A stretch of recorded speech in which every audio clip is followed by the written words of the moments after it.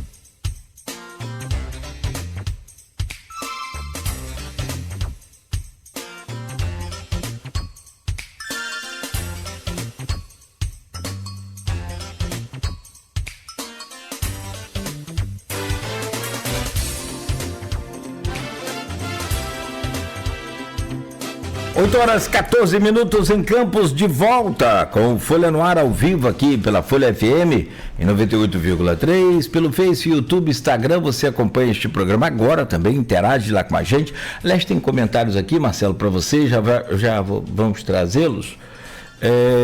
Mas deixa eu voltar aqui rapidamente. No oferecimento de Proteus, Unimed Campos, Laboratório Plínio Bacelar, Vacina Plínio Bacelar, Radmed Diagnósticos por Imagem e Coagro, a cooperativa dos produtores de cana da nossa cidade e da nossa região. O programa de hoje, recebendo o Marcelo Feres, presidente da Fundação Municipal da Infância e Juventude, ex-secretário de Educação do município, hoje também vereador licenciado. Para a gente voltar, Marcelo, só confirmar aqui, Campos tem tempo bom. Previsão de mudança de tempo agora só a partir de quinta-feira. Mas hoje vai ser um pouco frio, né? Temperatura mínima diminuiu um pouco, mas mínima foi de 18 graus, mas a máxima hoje de 29. Aí imagens agora da área central da cidade, sistema Senzanet, Ponte da Lapa, curva aí do Paraíba, essa bela planície Goitacá, essa maravilhosa cidade. 8h16, eu volto com você, Everton, para a gente continuar essa conversa aqui com o professor Marcelo. Marcelo, a gente já tocou um pouco no assunto da educação, né? Que você foi o gestor à frente 3 anos? 2 anos. No final foram 4 anos, porque eu me afastei para ser candidato, depois retomei, então somando um com o outro, 4 anos. E a gente, o senhor já falou sobre alguns ganhos da educação, conseguir alcançar a melhor nota do IDEB de Campos no teste, né? Qual balanço você faz da sua gestão na educação? O que você acha que foi melhor do que você esperava? E o que você acredita que ainda deixou margem para, por exemplo, de avanço? É uma pergunta, não é tão simples de responder, porque ela é muito relativa, né? Se a gente faz a comparação como estávamos em 2021, você tinha uma perspectiva de terra arrasada, ou seja, a pandemia já era um fator drástico, somado também ao próprio processo de gestão do governo anterior. Então, isso trazia uma desesperança e era assim que eu via a educação. Quando eu saí, eu já vi uma realidade diferente em termos de esperança. Isso não significa nem de longe suficiência, mas mais autoconfiança por parte dos profissionais, uma condição de trabalho melhor, não significa uma condição excelente de trabalho, é importante destacar, e a gente conseguiu estabelecer uma política pública, e eu vou resumir nisso, que tinha uma missão, metas e indicadores, que é o Programa de Aprendizagem Eficiente, né? Eu acho que não é muito comum, sobretudo em âmbito municipal, e no meu caso, por já ter sido secretário antes, né, de Educação Profissional pelo Ministério da Educação, lá nós criamos, eu tive a alegria e a felicidade de ajudar nessa construção, desde a definição do nome, que foi o programa Pronatec. Então eu aprendi muito. E o que eu fiz em Campos foi justamente trazer essa experiência, e a gente construiu aqui o Programa de Aprendizagem Eficiente, que é um decreto de 2021. A gente pediu ao prefeito, Vladimir, à época, que colocasse publicamente, para poder a gente ter um norte de onde caminharmos. É claro que se você for olhar pontualmente, em cada área você vai vislumbrar que melhorias são necessárias. Eu acho que esse é o porvir, porque a educação no Brasil, e aí não dá para falar só da de Campos, ela está ainda, né, muito aquém daquilo que é necessário para esse desenvolvimento humano e social que a gente acredita. E isso envolve desde as atividades que começam no âmbito familiar, quer dizer, qual o compromisso das famílias com a educação dos seus filhos, perpassa a dimensão escolar, perpassa a dimensão da formação profissional, né, da formação continuada dos profissionais da educação, a valorização, e aí eu chamo a atenção para a dimensão do salário também, e a própria sociedade, né, porque a gente fala muito que a educação é importante, mas isso não acaba se refletindo em ações objetivas. Isso não está falando aqui um gestor de uma cidade, isso é como a cultura brasileira estabelece, e aí essa é uma conversa bem mais profunda que vem de um fator histórico centenário, que a gente tinha até metade do século XX, a gente tinha metade praticamente da população ainda era analfabeta, então a gente começou muito tardiamente a falar de educação. Mas fechando essa análise aqui do que eu entendo sobre a minha gestão, eu acho que a gente provou para os próprios educadores, para as famílias, que é possível a gente sonhar mais alto e a gente continuar avançando. Então, há alguns destaques, eu chamaria a atenção. A própria criação da Escola de Formação de Educadores, né, que deu base para um processo continuado de formação. A dimensão da educação, junto com ciência e tecnologia, potencializa que os nossos estudantes hoje estejam participando, e já não é uma única vez, né, das feiras de ciência em âmbito nacional, concorrendo, né, com os projetos que desenvolve, fazendo iniciação científica mirim. Nós já temos crianças que sonham com a universidade porque participam e recebem uma bolsa porque estão fazendo projeto de iniciação científica. Isso é muito sofisticado, você não vai encontrar isso em qualquer município. Pode parecer assim, mas e a questão... Você pensa até, desculpa te interromper, perdão, você pensa até que é programa do governo federal. Na verdade, o governo federal copiou... Assim, uma realidade é essa, a gente cria um programa, sim. Né, define o nome e quase um ano depois vem um programa, né, com um nome muito parecido, com o mesmo princípio, né?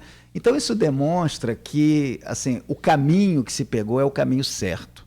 Não se acerta em tudo, porque política pública, é importante também deixar claro, a política pública é como você jogar uma rede para alcançar o máximo de pessoas possível. Não quer dizer que alcance todos. Então, toda política pública, ela acaba tendo alguns pontos limites ali que ela não resolve todos os problemas. O pior é você não ter a política pública. E quando você não tem a política como um todo, você começa a trabalhar resolvendo o problema de varejo, que a gente chama. Você resolve o caso de um, o caso de outro, o caso de outro, mas a maioria fica desassistida. Então, criar um programa, como nós fizemos, de aprendizagem eficiente, a gente disse claramente o que é importante e o que é prioridade. Outras coisas também podem ser importantes, mas podem não ser priorizadas naquele momento. A questão, por exemplo, que é muito tensa muitas das vezes, é a dimensão pedagógica de como você manter um processo de aprendizagem dos estudantes dentro de um cenário que é mais complexo para o professor, por exemplo. Então, quando você chama a atenção, por onde melhorar? A dimensão da educação inclusiva, ela é desafiadora no país e no mundo, né? Então, como que a gente possibilita que o trabalho docente possa ser desenvolvido nas salas de aulas com crianças que cada vez têm uma necessidade de suporte mais específico. Então, o trabalho do professor é seguramente um dos trabalhos mais complexos de ser desenvolvido. E pior, além de tudo, ele é avaliado objetivamente, porque quando vem essas avaliações que a gente tem, como a gente mencionou aqui, o IDEB vai melhorar agora de novo, esse resultado sai no fim do mês. Mas o mérito é de quem? O mérito é do trabalho que os docentes e toda a equipe educacional está fazendo no âmbito escolar, porque isso não vem da Secretaria de Educação, isso vem do trabalho ali, porque quem faz a prova são os estudantes. É claro que se não tiver política pública em que a área central, que no caso é a Secretaria de Educação, se ela não faz esse direcionamento, às vezes é tenso, às vezes ela precisa tomar algumas decisões que nem sempre agradam na direção do trabalho, que eu quero dizer, mas são necessárias, porque há uma imposição hoje que vem no âmbito do Ministério da Educação, que está exigindo cada vez mais e mais dos profissionais da educação. Então, assim, a perspectiva de que, se exige mais, por que não vem mais salário?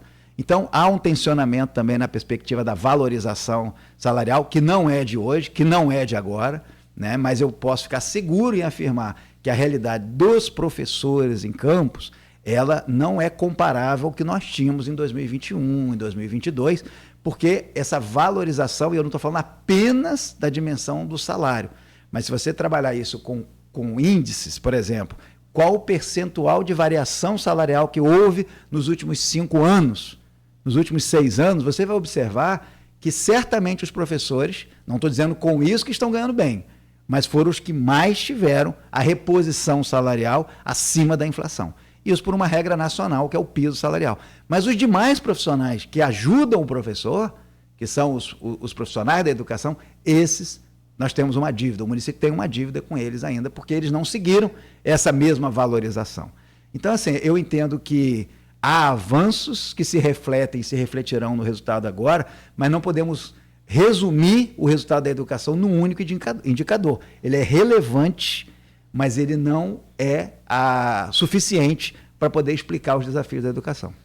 Estou vendo aqui no PAI, né, o programa que você lançou e a página, né, tem mais ciência, salas maker, robótica. Se for ficar aqui, a gente fica amanhã toda. Vamos lá para... E as videoaulas, tá? Tem... Nosso programa Estação Educação, Estação onde Educação nossos professores fizeram os conteúdos. Simone dá aula lá. Tá tudo isso na internet, então, no YouTube. Conteúdo digital, minha esposa participa, ela está lá no Estação Educação, uma das primeiras. A gente criou isso ainda em fevereiro por conta 21, da pandemia. Por conta da pandemia. Eu só cobro muito o quê? Isso aqui a gente sempre conversa e o que está certo está beleza, o que não está a gente procura, ou na nossa ideia, entender melhor, ou pelo menos cobrar. Eu sempre cobro o quê? Vamos usar mais essas videoaulas na prática com os alunos hoje. E tem curadoria, ou seja, há um grupo de professores que faz a revisão do conteúdo, há também a questão de Libras, também, nós temos ali a legenda, nós temos Libras, ou seja, é muito bacana, cara.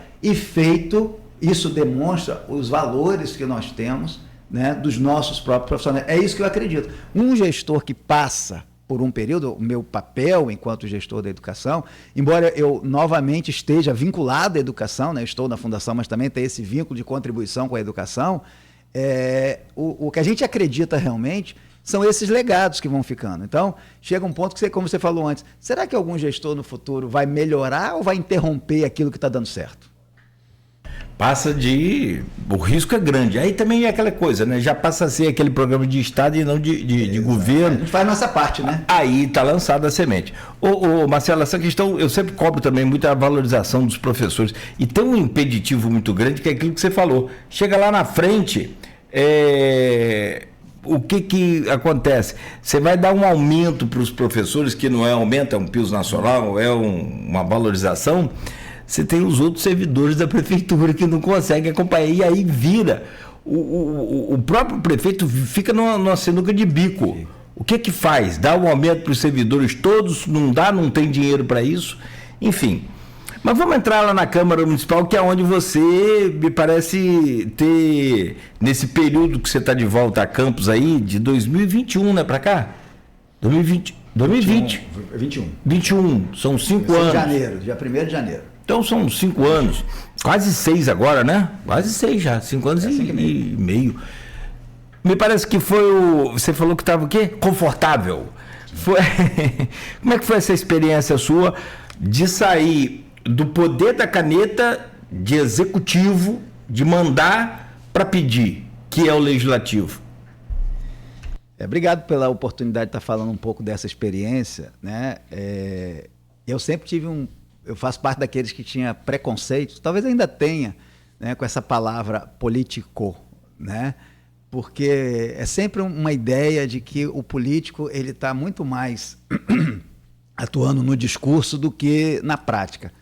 Então, de fato, essa minha primeira experiência no legislativo, não consigo dizer o futuro, se ela se converterá em única experiência, ou se não apenas a primeira, também isso não é muito relevante, mas eu posso dizer que eu atuei da melhor forma que eu acredito que um político pode atuar.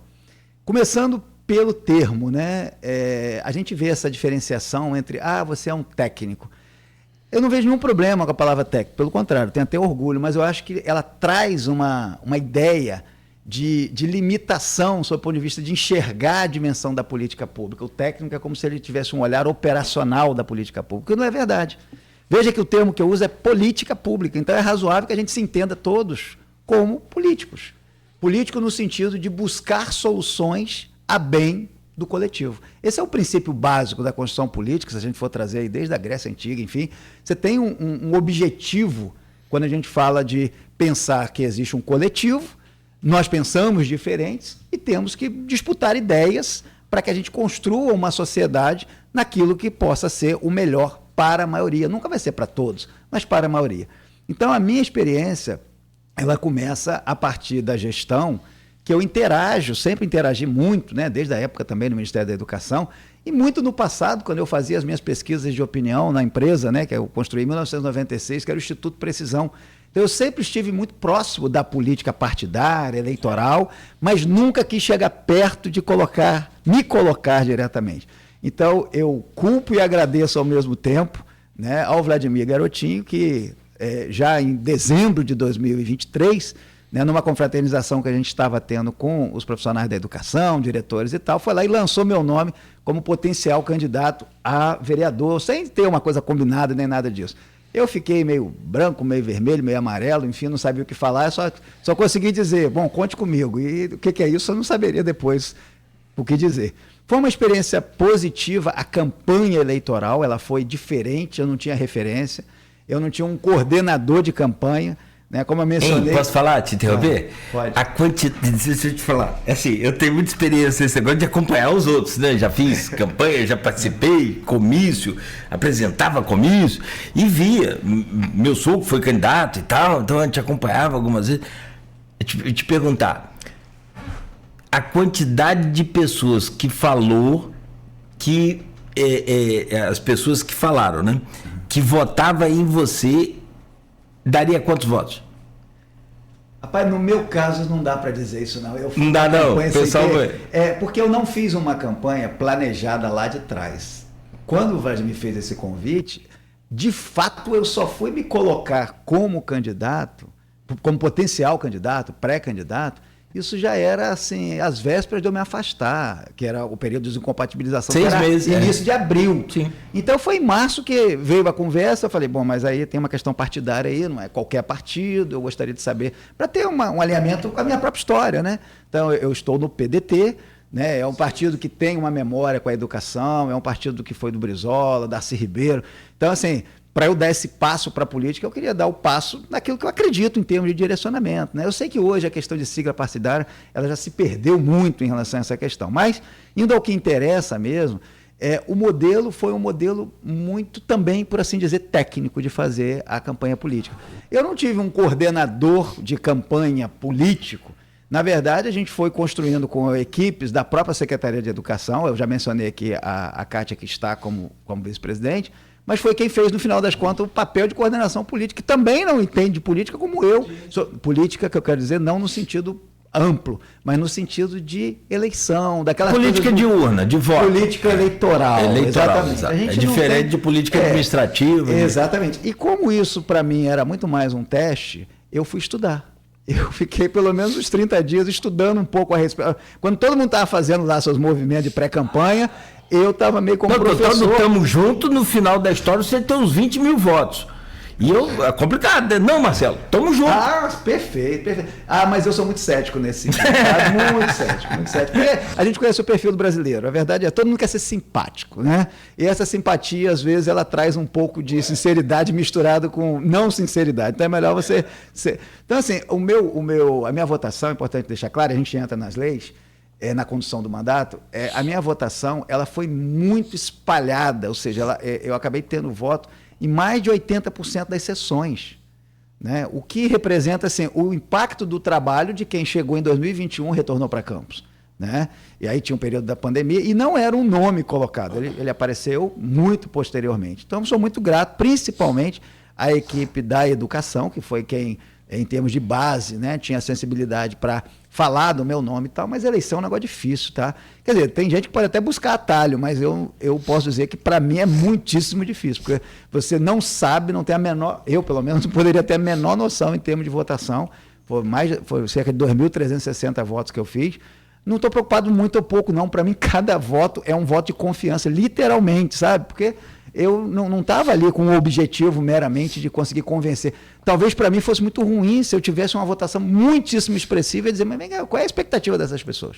Porque eu continuei fazendo o que eu sempre faço, né? E o meu trabalho não é um trabalho voltado, e aí agora eu entro na parte 2, né, que é a minha atuação na Câmara, não é um trabalho voltado tanto para a dimensão de resolver o perfil dos problemas que são mais de quem é de reduto. Então você pega colegas vereadores que estão ali num determinado bairro, ele se torna a liderança de referência naquilo. Eu acabo perpassando isso com relação à pauta que eu trato. Então, é um modelo diferente, que é um modelo que eu sei fazer, mas está ligado mais à política pública. Todo mundo é candidato. Não sei se você percebeu, todo mundo é candidato. Você vai naquela rua, tem 2 candidatos ali. Tem isso. Parente é candidato. Na família, às vezes, tem um monte. Esse ano diminuiu por conta da legislação. O número de vagas mais você teve isso. A regra... São 26. Na eleição de 2020, nós tivemos 800 candidatos a vereadores, aproximadamente. Essa agora um pouco mais de 300. Sim. Mas pegando um gancho na sua fala, professor, Campos é uma especificidade da eleição de Campos. São poucos vereadores de pautas. São muitos vereadores de território. Então, isso é uma característica de Campos. Por exemplo, tem o professor Marcelo Férez. Claramente uma pauta da educação. A gente pode citar, por exemplo, a Manu Ramos, que veio também do PDT. Ela tem uma pauta. Sim. Por mais que ela tenha o território dela, mas ela não está atrelada ao território dela. Ela está ligada a uma pauta maior. Então, isso é uma característica eleitoral de Campos. Porque em outros lugares tem muito mais vereadores de pauta do que de território. E no meu caso, que estava desde 2008 afastado. Aí eu sou convidado, né? Estava na educação e assumo o meu papel na Câmara. Aí entra a minha graduação, tá? Para os colegas que nos assistem aqui, eu me entendo como um vereador agora graduado. Ou seja, tive a oportunidade de fazer, né, esse um ano de muito aprendizado, eu trago aqui a experiência. Talvez eu vá escrever um pouquinho sobre isso no futuro, não sei, não quero assumir compromisso não, mas é muito rico. Por quê?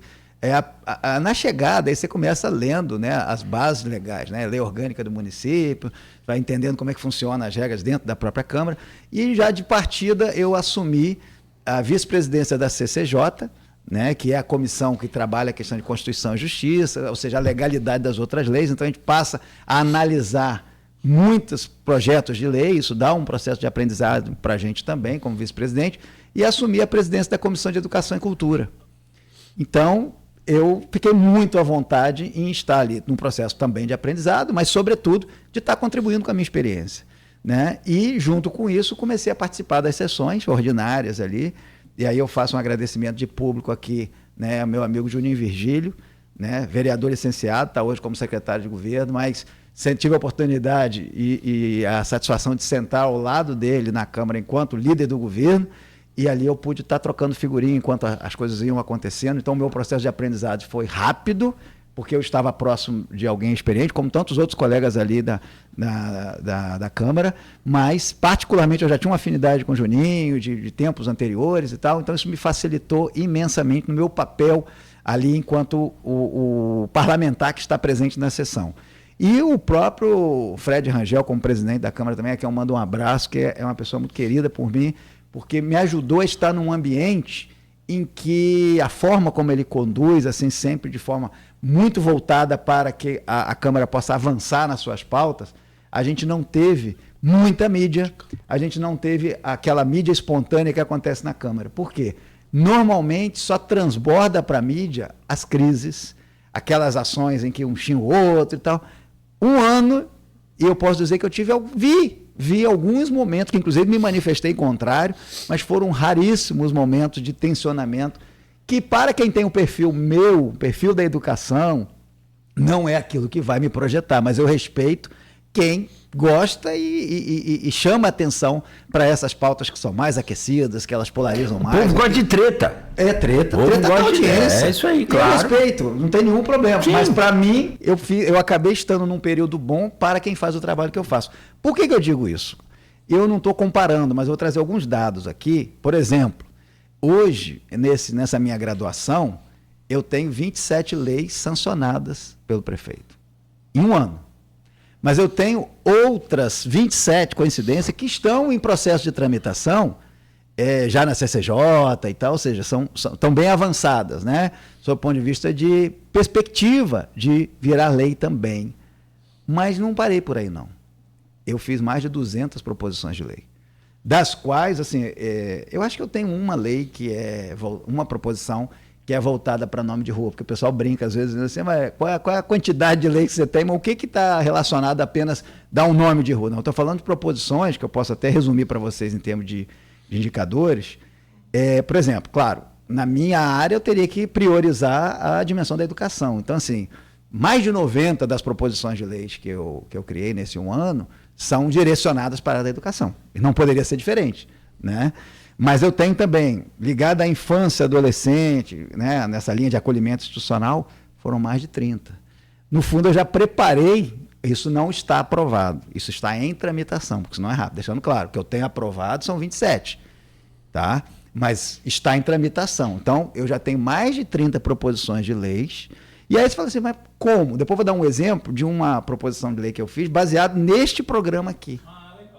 Eu vou falar, vou antecipar, já vou colocar aqui, porque eu só queria fechar a ideia aqui, só para vocês terem uma ideia. Fechar, por favor. Infância e adolescente, mais de 30, juventude, emprego e qualificação, mais de 10 leis, cultura, arte, bandas, patrimônio cultural, mais de 15 leis, saúde, 10 leis. Você veja que assim, tem uma consistência em termos de o propósito, entendendo, assim, para quem nos ouve, qual é o papel do parlamentar? São múltiplos papéis, mas é de propor leis. E quando essas leis são aprovadas pelo colegiado, ou seja, os colegas vereadores, né, que estão retomando, a partir de agora, né, essa semana, estão retomando hoje as atividades, exato. Eu vou estar indo muitas vezes lá para acompanhar, inclusive, os meus próprios projetos de lei, né, e eu desenvolvi muito boas amizades ali, porque nós estamos falando de pessoas que têm propósito. Cada um pensa do seu jeito, a gente tinha ali visões bem antagônicas, mas com respeito. Eu acho que é só isso que não pode perder. Se tem um respeito, você pode ter um colega que puxa mais para a esquerda, ou totalmente para a esquerda, outro que puxa totalmente para a direita, cada um vai ali, tem seu tempo de fala aquilo que acredita, mas respeita o outro quando ele fala. O que não dá é para ficar, ou de alguma maneira desrespeitando, ou indo para a violência, ou contra-atacando, quando na verdade, se a gente soubesse qual é a melhor receita, e se ela fosse única, ninguém ficaria buscando uma segunda. Então é só uma questão de respeitar o outro pelas suas diferenças, né? Isso é um princípio que eu tenho de vida. Só para fechar, mobilidade, trânsito, segurança também tem meia dúzia de leis, cidadania, participação social, transparência, são 8 projetos de leis, desenvolvimento econômico e empreendedorismo, 7 projetos de lei, inclusive quando eu sair daqui eu já vou estar indo lá para desenvolvimento econômico, aí já no meu papel que não deixa de existir de vereador para estar discutindo uma das minhas leis que foi já sancionada, que fala da questão do empreendedorismo. E nós estamos discutindo como colocar em prática, e tantas outras. Vou dar o exemplo que eu mencionei aqui, Cláudio, que eu acho que é importante, para dar uma visão concreta. Tem uma das minhas proposições de lei, ela tem um nome de Cartilha da Cidadania. E aí vocês vão entender como que ela surgiu. Eu estava ouvindo o programa de vocês, que eu costumo ouvir sempre que possível, eu estou ouvindo, e o meu colega, que também é vereador do PDT, né, o Diego Dias, estava aqui na bancada.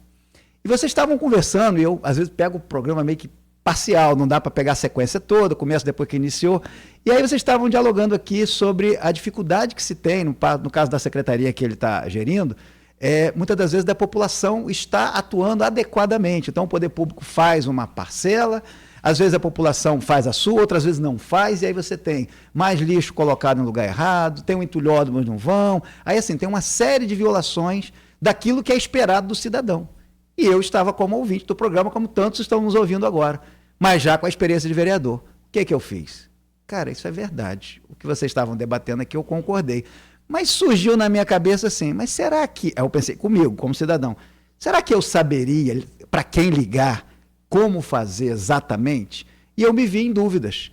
Porque você ouve, vez por outra, liga para tal número, faz desse jeito, faz daquele outro. Mas será que a população como um todo compreende o seu papel de cidadania no sentido de estar atuando? A resposta não é, na minha forma de ver, multar. Aí entra o papel do professor, né? Antes de você penalizar, você precisa educar, dar um exemplo pedagógico. E essa é a proposta da Cartilha da Cidadania. Então, na verdade, o que eu proponho é que a gente tenha uma cartilha de ampla divulgação, digital e física, que ela tenha, por exemplo, a capacidade de orientar a população acerca de quais são os serviços públicos urbanos disponíveis no município. A população não sabe com clareza, cada um fala uma coisa. Informar quais são os canais oficiais de solicitação de serviço público.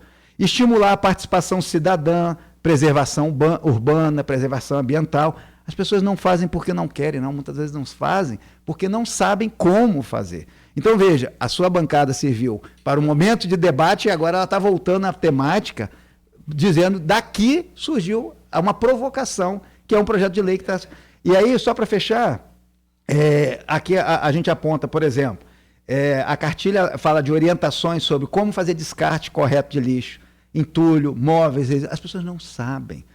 Informações sobre ecopontos, coleta pública, serviços urbanos, canais oficiais de solicitação de serviço público.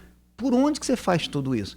Isso tem... mas vai dizer assim, existe, mas não está no coração das pessoas, não está na mente das pessoas. Então, essa cartilha, ela precisa estar passando por um processo de sensibilização.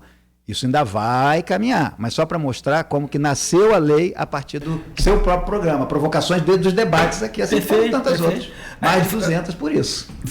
Zeramos o jogo, né? Porque esse aqui é o propósito do rádio também, é provocar, é dar ideias, é cobrar. Você quer reação do poder público, do poder legislativo, enfim, foi um caso. Vamos lá, se uma pessoa passar mal agora, que a gente leva onde? A gente sabe.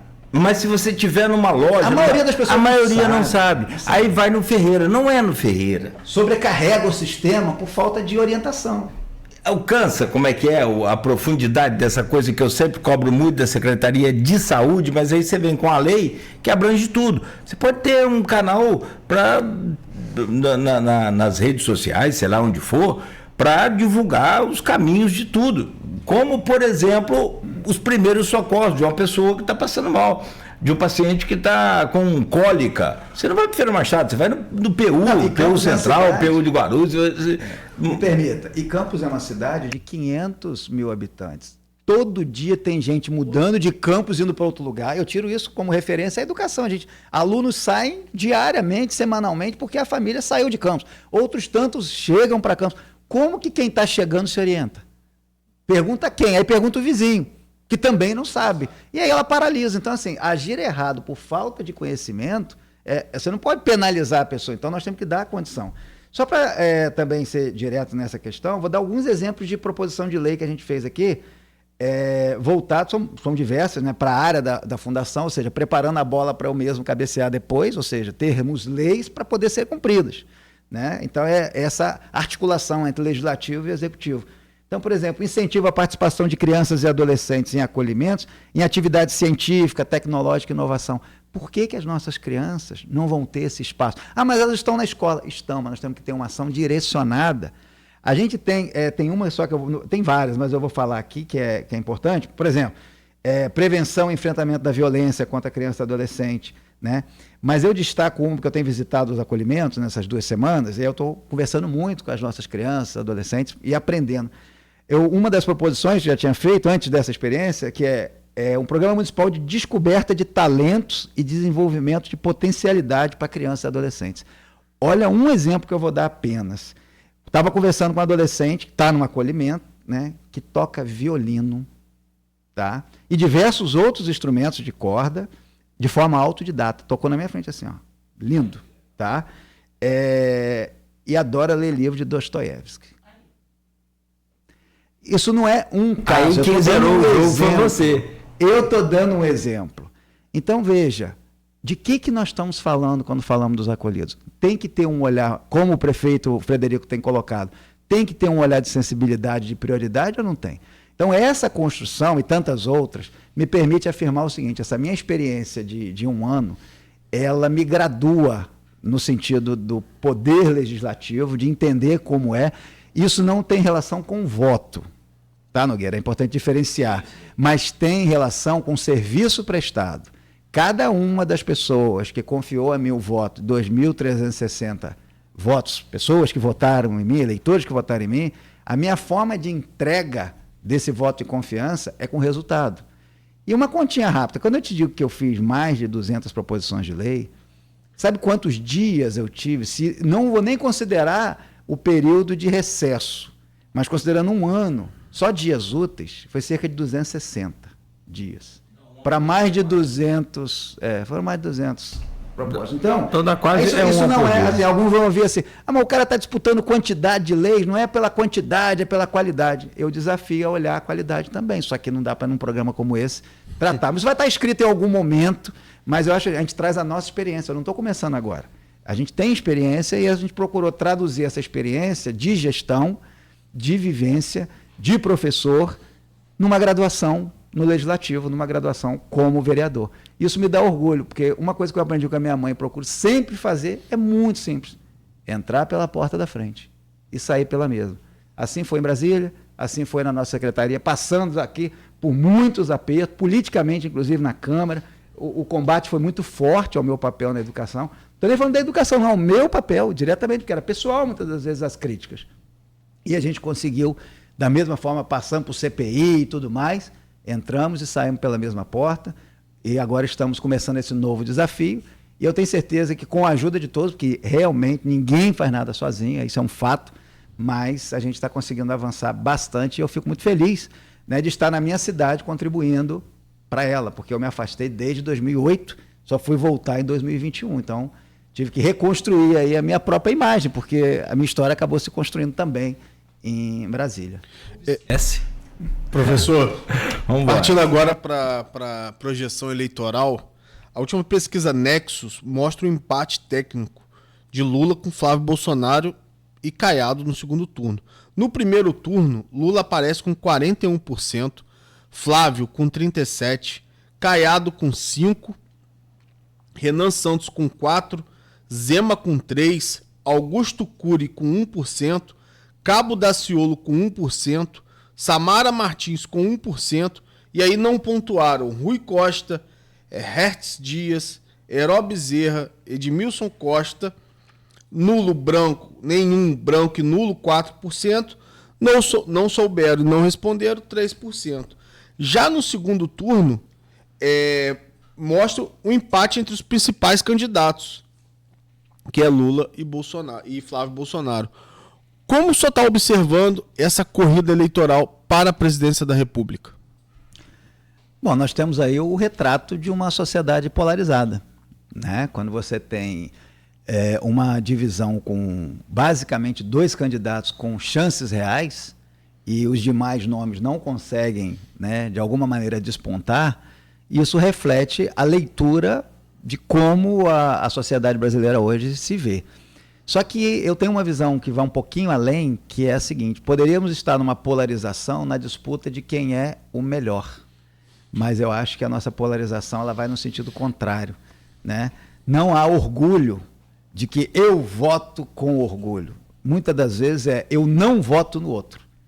Então, esse é o estado que a gente tem hoje, e até mesmo por conta da forma como a política é colocada, é divulgada, é muito mais da forma pejorativa. Se você observar na mídia, o que se repercute é sempre uma dimensão negativa da política. Embora a política seja absolutamente importante e essencial para que se possa caminhar na busca do bem para a sociedade, do bem comum, os exemplos dados pelos políticos, via de regra, sobretudo aquilo que repercute, né? Você pega, por exemplo, essa questão hoje do Banco Master, ela não fica restrita a uma questão econômica, ela está totalmente vinculada a uma questão político-econômica que acaba repercutindo aí, envolvendo um conjunto de políticos, seja de um espectro da esquerda, da direita.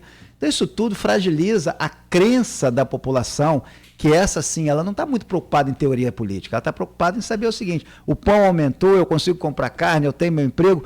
Essa realidade faz com que dificilmente alguém se encante com quem quer que seja o político. Eu acabei de falar que, como político, trazendo a minha prestação de contas em termos de projeto de leis e tal, mas eu tenho que reconhecer que é uma classe cujo desgaste é muito grande, e isso vale para todos. Então, não se trata, infelizmente, de escolha do melhor. Quando muito, é a escolha do menos pior. E aí, separando uma coisa da outra.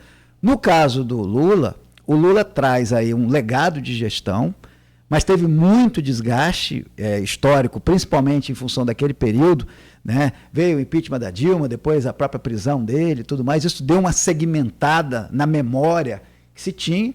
Já é o terceiro mandato do Lula, e ele está com muita energia, é notório que se observa, para a idade que ele tem, a capacidade que ele tem de articular, de falar. Porque vamos ver, pessoas que têm a idade dele, muitas das vezes não estão com esse mesmo nível, e até com pessoas com menos idade do que ele. Não tem a sétima eleição do Lula. E como presidente da República, nós não tivemos um presidente que já teve 3 e tá agora disputa com chances reais, inclusive com maioria, nesse momento de pesquisa. Mas quem quer que ganhe, e aí eu falo isso com uma certa tristeza, vai ter a torcida contrária, ou vamos dizer assim, a rejeição de uma grande parte da sociedade. Então você tem a polarização que traz isso como efeito, tem a forma como o trabalho político é realizado, e isso traz um desgaste muito grande, e a eleição em si, ela vai ser definida, por assim dizer, no photochart ou num deslize muito grande. No photochart, por quê? Porque vai depender daqueles que não são nem torcedores, né, apaixonados, ou mesmo não tem uma rejeição tão absurda por um ou por outro, entende que, tanto faz, e existe essa parcela do tanto faz, até por desgaste. Então, esse grupo, ele é pêndulo. Ele pode, por um motivo ou por outro, caminhar para o lado do Lula ou caminhar para o lado do Flávio. E pelo que a gente observa das últimas pesquisas, ele é volátil. Como a Nogueira e a Luísa costumam brincar, né? O avião, né? Avião do Eduardo Campos. A cada situação, em fevereiro, Flávio Bolsonaro estava na liderança. Agora, gente, posso te interromper seu raciocínio, falar com o professor? Ele fala sobre polarização. Você quer ver um fato que mostra claramente a polarização e como que é uma polarização radical? Mesmo com todas as denúncias, tanto de um lado quanto de outro, há uma solidez nos números. Dá uma caída. Caiu. Sim, só dá uma caída, mas é o independente. Pêndulo, que é muito pequeno. Mas volta. Como que você chega aqui, depois de tanto escândalo, e traz números que estão equiparados no segundo turno? Por isso que eu falei no início que não é com orgulho. Eu voto nesse para não votar no outro. E não porque ele é o melhor. A gente está votando por exceção há muito tempo, né? A gente tira o menos pior e vai no... Agora, eu acredito o seguinte, que como quem vai definir justamente não são os apaixonados, porque você tem hoje, vamos falar a realidade, o voto cristalizado é impressionante, porque nós não começamos o período eleitoral propriamente dito, né? Embora, claro, os candidatos sejam conhecidos, mas historicamente nós tínhamos uma margem maior de mudança. Como a gente está se caminhando numa perspectiva de ele não, já que são dois eles no momento, né? Um diz o ele não para o outro, caso diga o perfil do eleitor, então no final das contas, qualquer coisa que aconteça, ele diz assim, mas o outro eu não quero. Então você tem essa situação. Tanto é que nós chegamos numa situação de ouvir dizer que parece que tem um outro vídeo do Flávio Bolsonaro que pode vir à tona daquela história da Michelle, né? Mas não vai mudar nada. E já tem um escândalo já está absorvido como... Vai mudar no grupo intermediário, no independente. Está... Então, é isso que eu quero te dizer. Por isso que pode ser no Photoshop, porque a situação do índice é tão alta que um deslize maior de um ou de outro que ataque, não pelo lado positivo, mas pelo lado negativo, tipo, isso eu não quero, pode fazer uma debandada para um lado e para outro.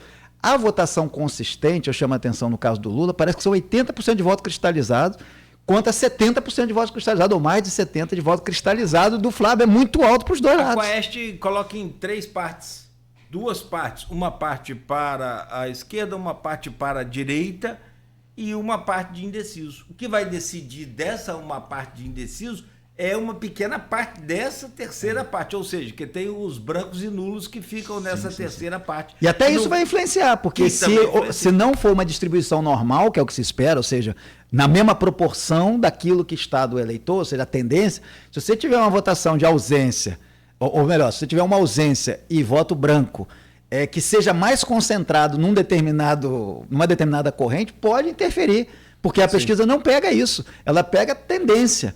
Ah, hoje eu voto branco, amanhã eu voto diferente. E no dia da eleição, eu saio de casa para votar em um, e se eu não tiver muito convicto, cristalizado, um amigo meu fala, pô, cara, dá essa chance, vota pro outro. E o eleitor vota, porque ele não compreende, ele não tem esse apego por qual é a relação dele sobretudo com o presidente. Ou ele vem por influência, ou ele realmente pode acabar mudando de voto no dia. E esse caminho é engraçado, né? Porque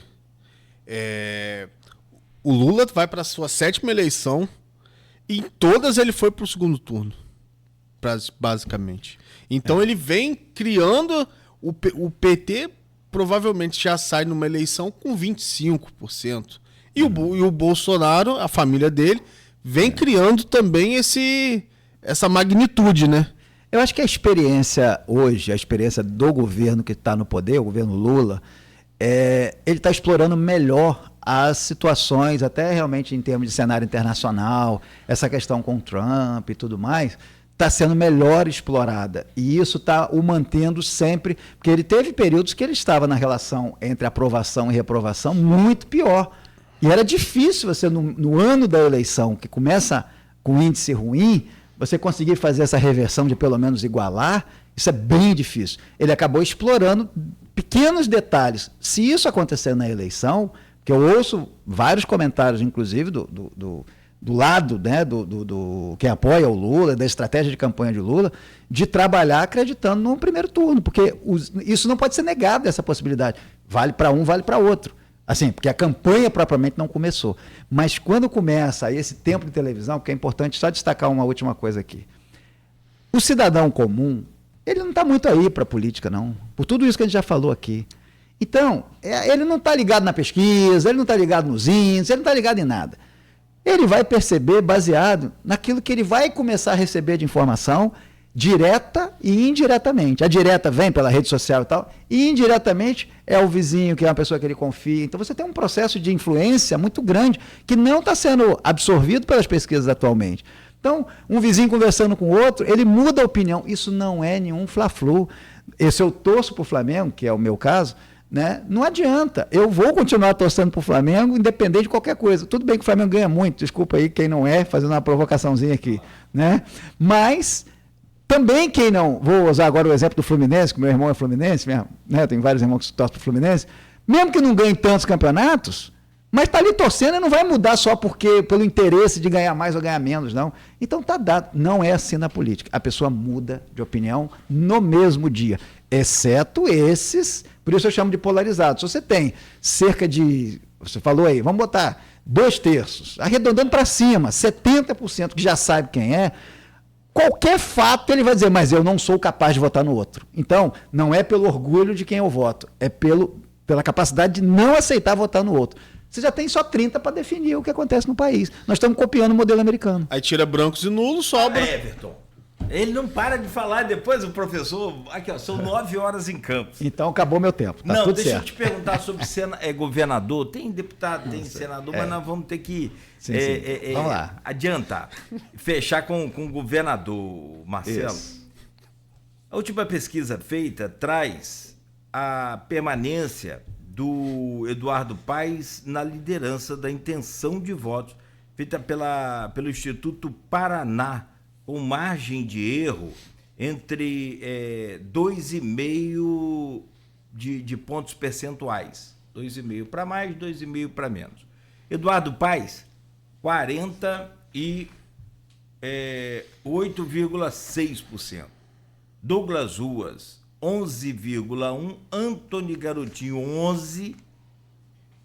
Empatado, tecnicamente. André Marinho, 3,4%. Coronel Busnello, 3,4%. Ciro Garcia, 2%. Wilson Witzel, aqui aparecia com 1,9%. Retirou a candidatura, vai apoiar Garotinho. Agora é tudo muito dinâmico. William Siri, 0,8%. Luan Monteiro, 0,7%. Juliette Pantoja, 0,6%. Aí vem. Interessante isso aqui também, que esse dado, às vezes, a pessoa na pressa não fala, mas tem que falar e muito. Aí vem a outra situação. Nenhum, nulo ou branco, 10,4%, não sabe, não respondeu, 6,1%. Como você vê esse cenário para governador? Eduardo ganha no primeiro turno? Bom, vamos começar primeiro falando da questão da política estadual, sobretudo no âmbito do governo estadual, né? Não é motivo de orgulho para ninguém, para ser muito light, né? É vergonhoso o que a gente tem vivido no estado do Rio de Janeiro. A gente sabe que tem sido assim um ciclo ruim, né? Do seu ponto de vista assim, de governos e mais governos, que de alguma maneira sempre acabamos tendo problemas de gestão, dos mais diversos. E agora não está sendo diferente, né? Então, o estado do Rio de Janeiro está passando uma fase das mais complicadas, a meu ver, da sua história, com relação justamente a essas questões mais recentes, que acabou ceifando aí mandatos, né, com representações de vários lugares, de Campos, inclusive. Então, assim, o próprio governador se afastou, mas não foi uma saída estratégica política, foi mais de uma sobrevivência, entendeu? Então, assim, são estratégias muito mais de sobrevivência do que de fazer política com P maiúsculo, de pensar em bem comum. Então, nós estamos muito distantes, a meu ver, no estado do Rio de Janeiro, de conseguir avançar na política para se construir um estado que é rico, um estado que tem uma população muito valorosa e que demanda muito serviço público, mas que a classe política não tem dado o exemplo. Sob o ponto de vista eleitoral, depois de eu ver essa situação do Cleitinho, que bagunçou a eleição em Minas completamente, sem entrar no mérito aqui, a gente está vendo que as eleições no Brasil hoje elas estão muito confusas. O mesmo vale aqui para o estado do Rio. Certamente o nome, né, do Paes é algo diferenciado, né, porque o prefeito da capital, né, vários mandatos, e sabe gerir uma cidade grande. Então, ele é um candidato que entra muito forte nesse sentido, seja pelo seu próprio histórico, seja pelos seus potenciais adversários, né? Se você concorre com alguém que está à sua altura, você pode ter muito mais dificuldade de vencer do que se você concorre com outros potenciais candidatos que não têm esse mesmo lastro. Então a gente vê muitos nomes aí, mas que não tem essa memória por parte da população, porque tem muito de marketing na pesquisa, né? Que nós estamos vendo aí. Qual é o nome que eu conheço? Eu vou votar no Eduardo Paes, esse nome eu já ouvi falar, prefeito do Rio. Agora, Douglas Ruas, por exemplo, eu não estou fazendo nenhum juízo de valor, estou falando assim, o que a população conhece de Douglas Ruas? Ele é um deputado estadual, né? Então, assim, o nível de familiaridade com esse nome, aí aparece o nome do Garotinho, né? O Garotinho foi governador do estado e estava com limitações do seu ponto de vista jurídico e tal, conseguiu superar essa questão, né? E começou a fazer um outro movimento também, importante destacar, que é um movimento de muita coragem, né? A forma como o Garotinho se coloca nas redes sociais, tanto é que ele disparou em termos de seguidores. Não associo a ideia de seguidor a voto, não passa por aí, mas é alguém que se mostrou do jeito Garotinho de ser, que nós aqui de Campos conhecemos há muito tempo, né? É alguém que não tem medo de falar aquilo que acredita E atualmente ele pegou uma pauta muito sensível, que é justamente a pauta da questão da violência, da questão da corrupção. Então ele tem fontes impressionantes, né? Ele está com uma alta credibilidade, embora, claro, nem tudo que ele esteja falando, ainda bem que se quer assim, né? Se materialize, mas em grande medida o que ele está falando do seu ponto de vista de demonstrar que há fragilidade, que há corrupção, etc. e tal, estão caminhando nessa direção. Então, ele ganhou uma proeminência grande em termos de nomes. Agora ele afirma que vai ser candidato, estamos em período de pré-candidatura, mas eu vejo o seguinte, analisando meramente a pesquisa, com esse índice aí, falando como quem trabalhou muito tempo com pesquisa, 48% de voto absoluto, sem sombra de dúvida, dá mais do que 50% em voto válido. Então, olhando para essa pesquisa, a resposta que eu dou a você é: Eduardo Paes está assim como o hoje eleito, né, se a eleição fosse hoje.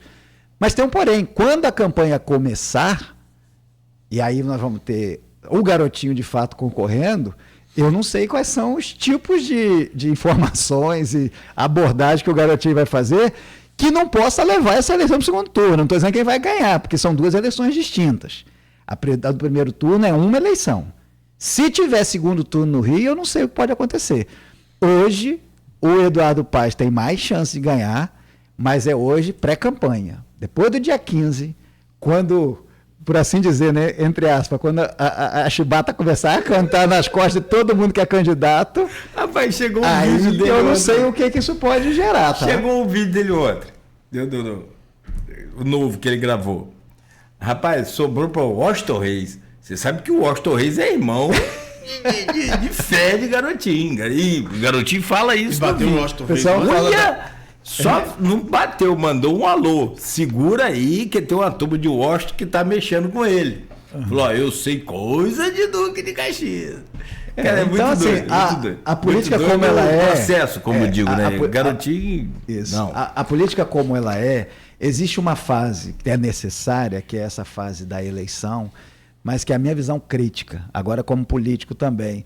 Eu acho que não deve valer tudo para se ganhar uma eleição, porque dependendo daquilo que você se propõe a fazer, você se queima no ato seguinte. Quer dizer, qual é a sua proposta enquanto político? Né? Então, você tem seus valores, você tem aquilo que você acredita, mas se o objetivo for ganhar como quem ganha uma Olimpíada, e aí o troféu é a vitória, depois, quando você tem um mandato, é muito difícil. E aí acaba dando muito desgaste. E outras consequências mais, que é diferente de quem disputa uma Olimpíada cuja meta é ter a medalha e entrar para a história para aquele momento. No caso da política, aquilo é só o início. O que você vai ter que fazer depois é a entrega de pessoas, cidadãos, eleitores que vão te cobrar resultado. Então, assim, eu acho que a gente tem muito a avançar, a meu ver, enquanto cidadão, a gente tem muito a avançar na política para que ela possa realmente servir ao bem comum.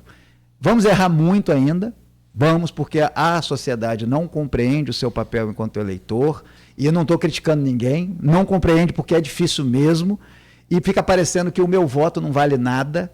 A soma dos votos vale tudo, mas o meu sozinho, eu troco eventualmente por algum benefício, porque é mais concreto, que também se eu votar em A ou em B, tanto faz. Então, infelizmente, isso está permeado na nossa cultura, desde sempre, o voto de cabresto lá de trás, ele não foi superado. Então, a gente não está conseguindo com a educação trazer essa consciência, porque o pragmatismo político em todos os níveis, não que a política não tenha que ter pragmatismo, tem que ter, mas ela se tornou absolutamente pragmática. O que me interessa? Eu passei por isso na rua, né? Pessoas que falavam comigo, mas eu vou ganhar o quê se você for eleito? Eu vou ganhar o quê para votar em você? Eu não estou criticando, eu estou narrando o que eu enfrentei, né? Então significa dizer o seguinte: sistemicamente, o processo que mais empodera a sociedade para tomar decisões da construção do futuro é um processo que tem uma estrutura extremamente fragilizada. Então nós vamos continuar pagando esse preço. Independente se vai ganhar A ou vai ganhar B, o sistema em si, ele continua funcionando do jeito que ele sempre funcionou. Marcelo, te agradecer muito por estar aqui com a gente. Quero pedir desculpas, tem até mensagem aqui no WhatsApp da rádio para você, depois eu vou te encaminhar. E, se me permite, a Sheila. Sim. Sheila, tô com a memória boa hoje, hein? Depois acessa lá o nosso perfil no Face. Tem vários comentários lá e todos elogiosos a você. Mas não vou ler, não é por isso, é porque o tempo voou e, enfim. Mas, te agradecer por hoje, desejar boa sorte lá nessa nova missão aí agora e que a gente possa estar em breve aqui fazendo um outro bate-papo com um saldo positivo de avanço, principalmente no que diz respeito a, se não zerar, quem sabe um dia, que aí as coisas vão, o que você falou, é a utopia da coisa, né? O melhor dos mundos. Mas se não zerar, a gente está próximo ali de um número bem significante de crianças assistidas nesse sistema, né, que Campos dispõe hoje. Boa sorte lá. Obrigado mais uma vez pela oportunidade, é um prazer estar sempre aqui, quando vocês me convidam, discutindo, trazendo também a nossa experiência, a nossa vivência e como a gente enxerga o mundo, né? Há pessoas que concordam, outras discordam, isso faz parte, mas eu me comprometo aqui, no tempo que vocês entenderem razoável, se puder me dar aí pelo menos o segundo semestre até o final do ano, a gente pode estar voltando aqui para discutir a partir do que a gente está vendo hoje. Eu me sinto, primeiro, né, com gratidão a Deus por essa oportunidade, mas eu me sinto muito seguro de que, tendo a prioridade do prefeito, de todo o governo que ajuda, os colegas, amigos que a gente tem, tanto no Executivo quanto no Legislativo, e mais a nossa própria experiência, e sobretudo as equipes que nós temos dentro da Fundação, eu estou seguro que a gente vai conseguir fazer um trabalho muito sério, muito responsável, né? Resolver tudo a gente sabe que não é possível em curto prazo, e muitas das vezes nem em longo prazo, mas é possível a gente melhorar a condição, né, das nossas crianças e adolescentes que precisam dos acolhimentos. Então, procurar garantir essa segurança, esse desenvolvimento integral, essa proteção integral dos nossos acolhidos e, sobretudo, com uma atitude humanizada. O que a gente quer é sensibilizar a sociedade. A gente já vai trazer posteriormente, talvez eu conte com vocês, para que a gente possa ter mais membros da sociedade participando ativamente. Não é no sentido de contribuir, porque existe um papel em relação ao papel que é do poder público, mas é de contribuir na dimensão humana, sobretudo, com sensibilidade e podendo contribuir. Veja, nós temos destaques dentro da Fundação que são crianças, como eu mencionei aqui, né, que tem um destaque. Como que a gente faz, por exemplo, um adolescente desse que tem essa capacidade de estar tocando, eventualmente até numa orquestra, o que a gente faz para que tenha-se a oportunidade de se aperfeiçoar, se esmerar e avançar? Isso é um dever da sociedade, não é só da prefeitura. É um equívoco a gente separar entre prefeitura e sociedade. Questões como essa a gente vai começar a explorar também, dando a oportunidade de estarmos avançando enquanto sociedade, sobretudo. Vou te dar ideia. Diz que ideias tem coisa. Mas vamos lá, depois vamos analisar internamente. Ô, meu caro Everton, obrigado por hoje. Galã lá de Goitacazes. Fechamos aqui essa edição, de volta amanhã às 7 da manhã. 7 da manhã. Até amanhã, Nogueira. Professor, muito obrigado pela entrevista. Muito interessante entender a sua percepção sobre o futuro da Fundação. E também analisar um pouco já do que você já fez. E esperamos que você retorne aqui para poder comentar sobre o que você hoje projetou para a Fundação Municipal de Infância e Juventude. Beto, até amanhã. Gente, fechamos aqui, 9h14, de volta amanhã às 7. Obrigado pela audiência, obrigado pelo carinho. Desculpe-me, aí as pessoas do Face, principalmente, tem muitos comentários lá. Instagram também, desculpa, gente, perdão, mas não deu tempo. Então a gente fica no débito aí com vocês. Pode cobrar. Cleini Gonçalves, eu soube que Zezé de Camargo quer dar uma entrevista a ela. Agora ele vem sábado aí, então fica atento aí, Cleini, se liga aí. A gente volta amanhã às 7 no oferecimento de Proteus, Unimed Campos, Laboratório Plínio Bacelar, Vacina Plínio Bacelar, Radmed Diagnósticos por Imagem e Coagro. Abelha rainha. Qualidade, novidade, verdade. Folha FM 98,3. Tá na hora de economizar energia com a Electric Campos. É da Folha.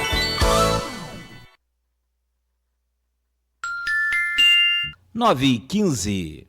Pensou em energia solar? Pensou Electric Campos. que oferece soluções há mais de 9 anos, sendo líder na região norte fluminense. Com uma equipe altamente qualificada, garantem a excelência em instalação, ampliação, monitoramento e manutenção, proporcionando eficiência energética e economia financeira aos clientes. Personalizamos cada projeto para atender às necessidades específicas, seja para residências a grandes empresas. Nossa dedicação à qualidade e ao atendimento encaminha os clientes na melhor solução para atingir a almejada estabilidade financeira, onde nos tornamos uma referência no mercado. Faça parte da revolução da energia solar com a Elétrica.